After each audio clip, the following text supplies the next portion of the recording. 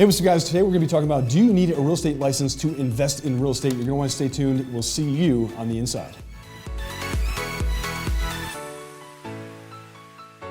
Hey, good morning, good afternoon, or good evening, no matter what time it is. Hope you guys are having an amazing day. Hey, look, today we're going to be talking about, do you need a real estate license to invest in real estate? I'm talking with my beautiful co-host, Josh. Beautiful, Zuniga. guys. Listen beautiful. up. That's a little metro, by the way. I apologize for that one. Yeah, but we're not going to keep going. Spot, keep it raw. Keep it raw. Yeah, He got right, nervous. so, he got nervous. Got nervous. But no, seriously, I think I get this question probably at least once or twice a week, especially from the newbies in real estate. They're asking, do you need a real estate license to invest in real estate? And I don't want to spoil the surprise, but what's the broad answer? No. No. No, you don't. But there are some caveats. Yeah. And it depends on how you're investing in real estate. Mm-hmm. And I know there's been discussion, and this is kind of unique to Arizona, but there's been discussion recently about getting real estate wholesalers licensed. Ooh. Which should be interesting. Ooh, that's going to really change some things up here, guys. We got to pay attention. Yeah, and I think is because in essence, with the assignments, and guys, if you're not familiar with assignments, what assignment is basically the flipping paper. Yeah, real estate investor goes out into the open market and finds a property that somebody wants to sell. They get that property under contract, and then what you can do in Arizona is called something called an assignment, where you can then take that contract and assign it to Josh Zuniga and make the spread between what you bought it for and what Josh is going to pay for it. And essentially that's acting as a broker. And understand, the real estate department probably doesn't like that very much because there's not a whole lot of disclosures. It does put the public at a little bit of a jeopardy, a little bit at risk, because a lot of these investors don't have the cash to actually close, and they're not disclosing that fact. It all comes down to disclosure, right? And I think in the long term, we could see some changes here. Yeah. And I think that's a good thing. I support common sense regulation. I support full disclosure. I'm a very, very full disclosure type guy, where I think that everybody has the right to the information they need to make educated decisions of, if that deal is right for them. But on a broader brush stroke, I don't think a lot of people understand that to invest in real estate as a retail buyer, or a retail seller, you don't need a real estate license. Can you kind of talk to us about some of the logistics? Yeah, guys. So obviously, wholesaling is just a whole other side of what you want to do to actually invest in real estate or actually make some money and make some income. My father's been investing in real estate since I was a kid, so 20, 25 plus years. He still doesn't have his license, right? He doesn't need it. It really depends on what the individual's strategy is on how they actually want to get into the game of real estate. So my father has an investment portfolio, a real estate portfolio. They generate some rental income every single month, and he's taking advantage of like the appreciation and the depreciation for taxes and all those wonderful benefits, right? Doesn't need it.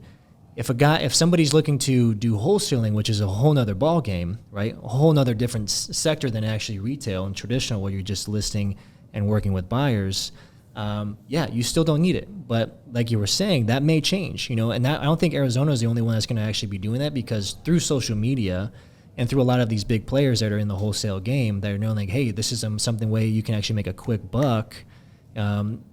There is going to be some regulation. I would think so, right? Hold some of these guys accountable, because I hate to say it, some of the wholesale deals out there, when it comes to like me trying to actually make a deal, the wholesalers give a lot of the other investors a bad rap, a really, really bad rap.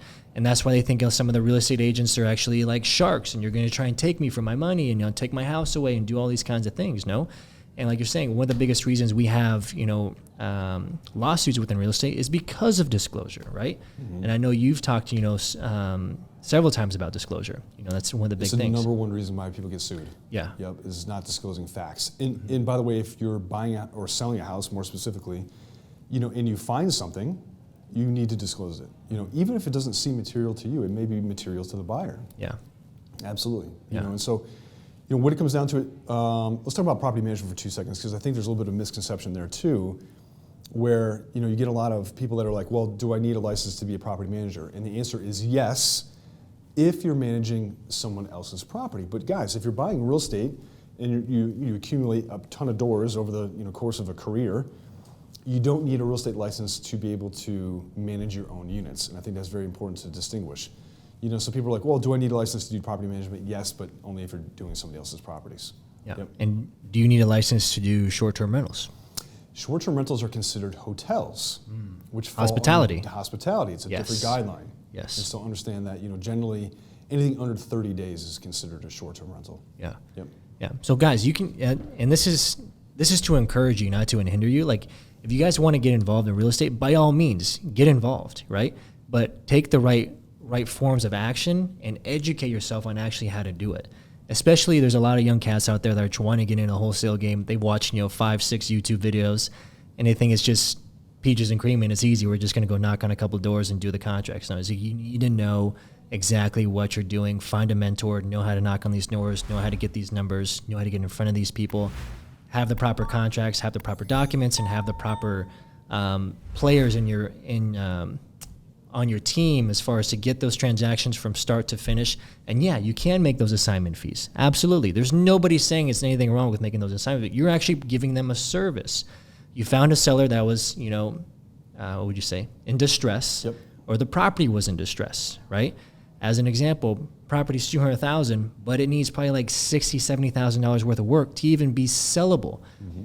We have a lot of those here in Arizona, especially in Central Phoenix and Old Town Scottsdale. Carl just told me about his. The worst ever. 1954 property, replacing all the plumbing. Hammering out half the foundation, a 70-foot trench through concrete. Bunkers. Yes. Guys, I don't know if you saw some of my YouTube videos, I've done bunkers in plenty of my properties too, because plumbing is one of the basic expenses. Yes. Right? So they are creating it. They did a service for this seller because they didn't have to actually go through that and do those repairs themselves. So the I don't want to say the result for that is you get the property at a discount. So the person, the end buyer that this wholesaler is going to be selling it to, has enough spread to not only put the money in for the rehab, but they're also going to make some money when they do a retail buy, right? Mm-hmm. Absolutely. So I think that's one of the biggest things you guys need to really understand is, like, it's not an easy game. Do you need a license? No, absolutely not. But you need to know exactly what you're getting into and make sure you have some mentors on the play. Yeah. Do you agree? Huge. Yeah. Have mentors. Yes, mentors. Plural. Absolutely. Yeah. All right, guys. That was it for our episode today, guys. We want to make sure that we encourage you and we just love you. We want to give you as much information as possible. But if you guys are looking to investing, if you guys want to talk to Carlo and I, please let us know. We're happy to speak with you, happy to sit down and have a meeting with you. If you guys are looking to do flips, investing, multifamily, or you want to do short-term rentals, we know all of it, right? Yeah, and we can help you out any way, shape, or form. You, your family, your friends, coworkers, whoever it is. Please feel free to reach out to us at any point in time. Until then, we'll see you on the inside on the next episode. Love you.